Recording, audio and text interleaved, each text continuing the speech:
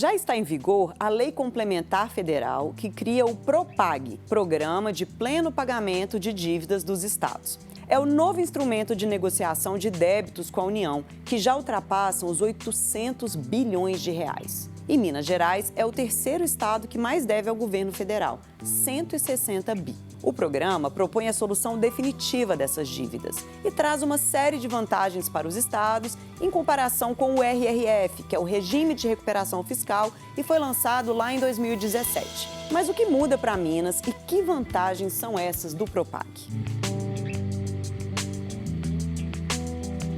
Uma das principais críticas dos estados ao regime de recuperação fiscal tem a ver com os juros. No RRF, as prestações são corrigidas pelo IPCA, que é a inflação oficial do país, mais 4% ao ano.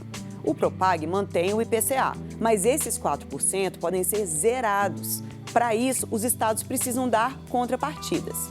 Uma delas, Minas pode entregar à União ativos, por exemplo, o controle de empresas estaduais, como CEMIG, Copasa e Codemig, e abater pelo menos 20% da dívida, o que dá mais ou menos 32 bilhões de reais. Outra regra para zerar os juros: os estados têm que investir em educação profissionalizante, segurança pública, infraestrutura e enfrentamento das mudanças climáticas. Os estados devem ainda aplicar recursos num fundo de equalização. O dinheiro vai contemplar todos os estados brasileiros, mesmo os que estão com as contas em dia.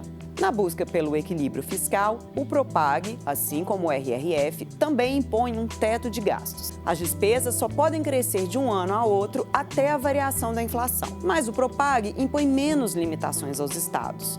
Não faz referência, por exemplo, a mudanças na previdência de servidores ou proibição de concursos públicos. A quitação da dívida ocorre em até 30 anos, mas, no regime de recuperação fiscal, os pagamentos apenas parciais nos primeiros anos fazem o saldo devedor continuar crescendo, que no caso de Minas chegaria a até 230 bilhões de reais em 9 anos. Já o PROPAG cria condições para que a dívida comece a ser amortizada desde a adesão, dando ao Estado mais capacidade de pagamento ao longo do tempo.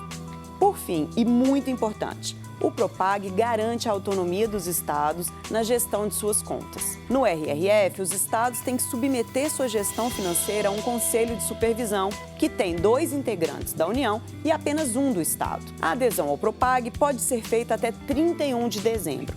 O Congresso deve agora analisar os vetos do presidente Lula aos 12 dispositivos do programa.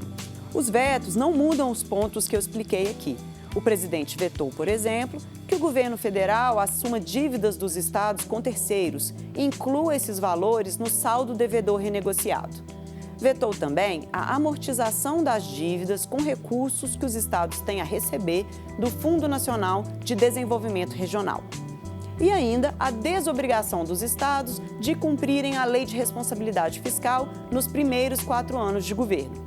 Os vetos podem ser mantidos ou derrubados pelo Congresso Nacional.